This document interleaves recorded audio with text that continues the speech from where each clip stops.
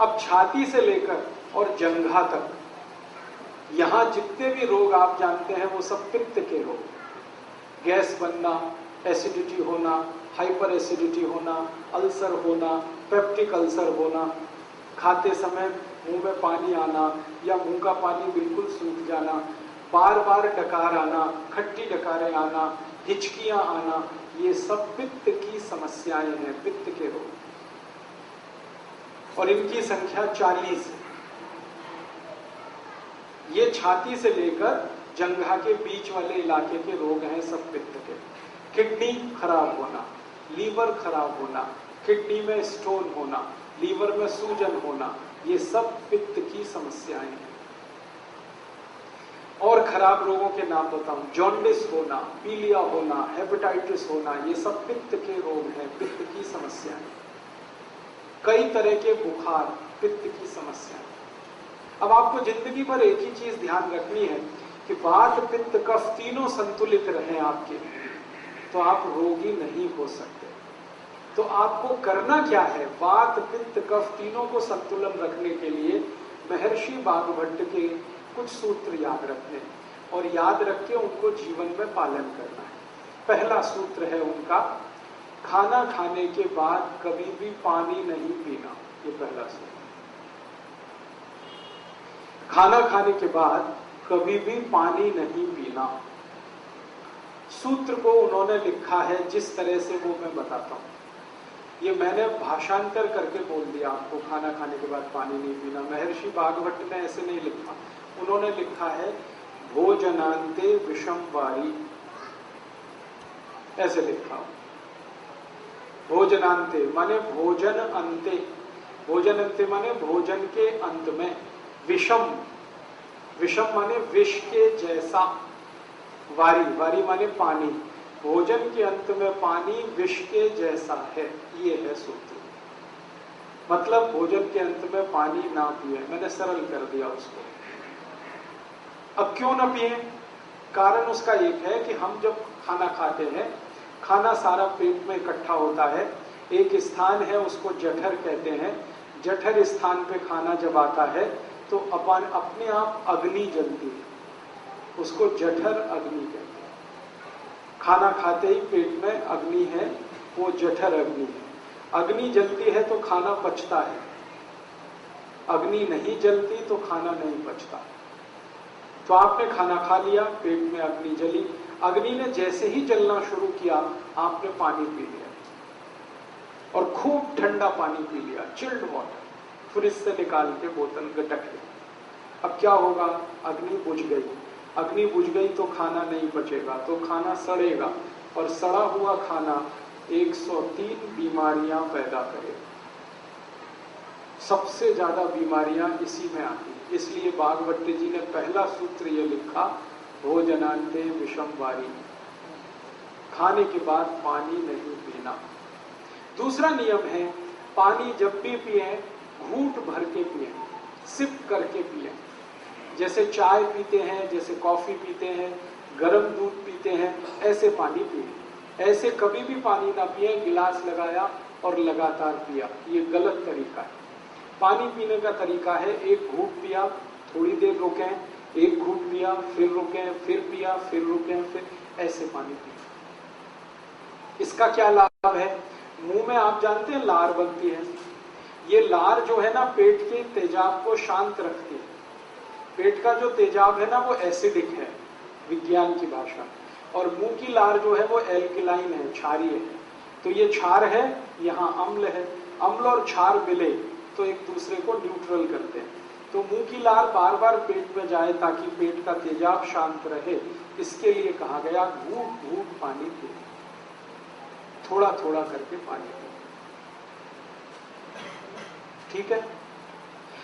आयुर्वेद में कहा जाता है कि जिनके पेट का अम्ल शांत रहता है, तेजाब शांत रहती है, उनको जिंदगी में रोग नहीं आते कभी।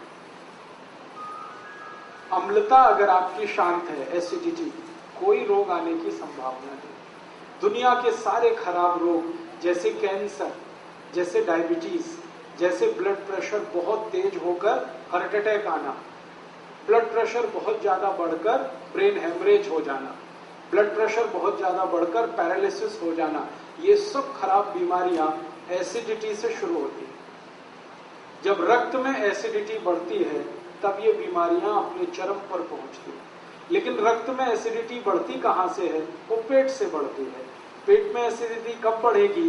जब आप घूट घूट पानी नहीं पिएंगे तो लार बार बार अंदर नहीं जाएगी तो समस्या आएगी। इसलिए आयुर्वेद में कहा गया पानी घूट घूट पिए।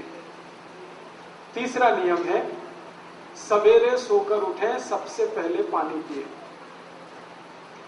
वहां स्वामी जी का आपने सुना होगा व्याख्यान, तो उषापान की बात वो करते हैं। उषापान का मतलब यही है उठते ही पानी पीना। हालांकि उषापान का सही अर्थ है सवेरे 4:30 बजे उठकर पानी पीना, क्योंकि उषा का वही समय है। अब दिल्ली वासियों के लिए मैं ये नहीं कह सकता कि वो सवेरे 4:30 बजे उठें, क्योंकि उनका 4:30 बजे उठना तब संभव है जब रात को 8 बजे सो जाए। 8 बजे दिल्ली में सोना तो स्वर्ग की बात है, कल्पना की बात है, संभव ही नहीं। इसलिए मैं कहता हूं जब उठें तो पहले पानी पिए। आपकी जब दिन हो जाए, जब सवेरा हो जाए, उठते ही पानी पिए, कम से कम 3 गिलास, बिना प्यास के, घूट घूट भर के। कोई कहेगा हमें प्यास नहीं लगती, तो भी पीना ही है, ये तो घूट घूट भर के। इस पानी का फायदा, सबसे बड़ा फायदा इसका ये है, रात को आप सो गए, सोने के बाद मुंह में लार बनी, वो जमा है, घूट घूट पानी पी लेंगे, सब लार नीचे चलेंगे। दूसरा फायदा, उठते ही आप पानी पिएंगे तो पानी सारा बड़ी आंत में जाएगा। बड़ी आंत में मल फंसा रहता है, लार्ज इंटेस्टाइन में, तो मल को बाहर निकालेगा। जैसे ही पानी मल को निकालना शुरू करेगा, प्रेशर एकदम बनेगा आपको, आप तुरंत टॉयलेट में जाएंगे और 5 मिनट में फ्रेश होकर वापस आएंगे। तो आपको मैं जो समझाना चाहता हूं वो ये कि शरीर ठंडा मत होने दीजिए, इसको गर्म रखिए। तो ठंडा शरीर ना हो इसके लिए ठंडा पानी मत पीजिए, नहीं तो क्या होगा, ठंडा पानी बार बार पीते रहेंगे, शरीर में तकलीफें शुरू होंगी। उसकी सबसे बड़ी तकलीफ क्या होती है कि जब बहुत ठंडा पानी आप पी लेते हैं तो शरीर का जो पेट है वो पानी को गर्म करता है। पानी को गर्म करने में पेट को एनर्जी चाहिए, ऊर्जा चाहिए, और वो ऊर्जा ब्लड में से ही आ सकती है, खून में से आ सकती है, और खून को फिर सारे शरीर से पेट की तरफ दौड़ना पड़ेगा, तब पानी गर्म होगा। शरीर का सारा खून पेट में जाने लगे तो बाकी अंगों को खून की कमी पड़ जाएगी, और वो खून की कमी हमेशा के लिए कोई डैमेज कर जाएगी। इसलिए आयुर्वेद कहता है कभी भी ठंडा पानी गलती से भी ना पिए। ठीक है, 4 नियम हो गए। 5वां नियम है हमेशा खाना खाएं तो चबा चबा कर खाएं। इतना चबाएं जितने आपके दांत। दांत आपके 32 हैं तो 32 बार चबाएं, ताकि अच्छे से लार मिलकर अंदर जाए और अच्छे से खाना पचे। इसके बाद 6वां नियम है कि खाना जब भी खाएं तो जमीन पर बैठ के खाएं। जमीन पर बैठने से क्या होता है, पृथ्वी का गुरुत्व बल हमारे पेट पर केंद्रित है। पेट की नाभि पर गुरुत्वाकर्षण होने से नाभि चार्ज है, नाभि के पड़ोस में जठर है, वो चार्ज है, जठर के चार्ज होने से अग्नि तेज होगी, खाना जल्दी पचेगा। इसलिए बैठ के खाएं। उसके आगे का 7वां नियम है दोपहर को जब आप खाना खाएं तो आराम जरूर करें, कम से कम 48 मिनट, क्योंकि दोपहर को खाना खाते ही हमारे शरीर का ब्लड प्रेशर बढ़ता है।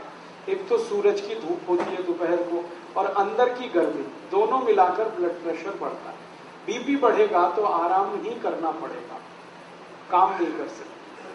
तो दोपहर का खाना खा के आराम करें। सबसे अच्छे आराम करने की मुद्रा होती है लेफ्ट साइड में लेटना, बाईं तरफ करवट लेके लेटना, इसको वाम कुक्षी कहते हैं। ज्यादा नहीं लेटना, फिर मोटापा आता है। 48 मिनट तक लेटना तो अच्छा है, उसमें नींद आ जाए तो ले लेना, ज्यादा लेंगे नींद तो फिर मोटापा बढ़ेगा, इसलिए ध्यान उसका रखना। इसकी आगे का 8वां नियम है कि रात को खाना खाने के 2 घंटे तक आराम नहीं करना, 2 घंटे बाद ही करना।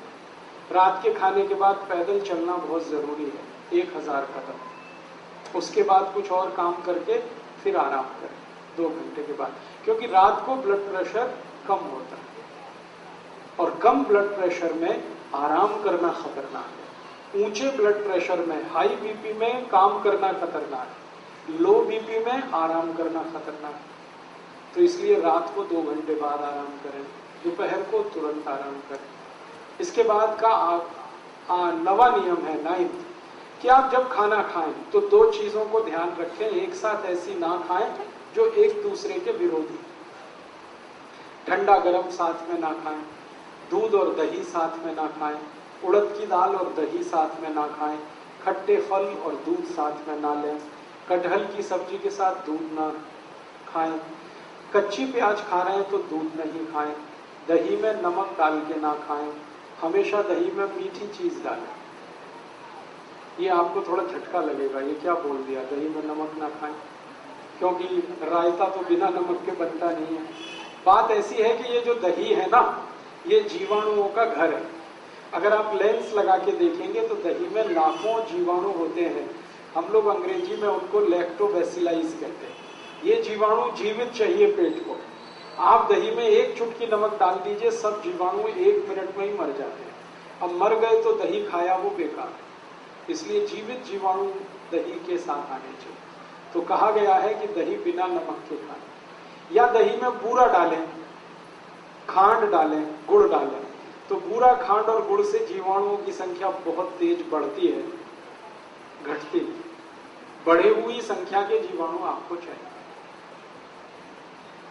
आखिरी नियम है, माताओं के लिए यह नियम है विशेष रूप से, घर में खाना बनाते समय कोई भी बर्तन ऐसा इस्तेमाल ना करें जो चारों तरफ से बंद हो।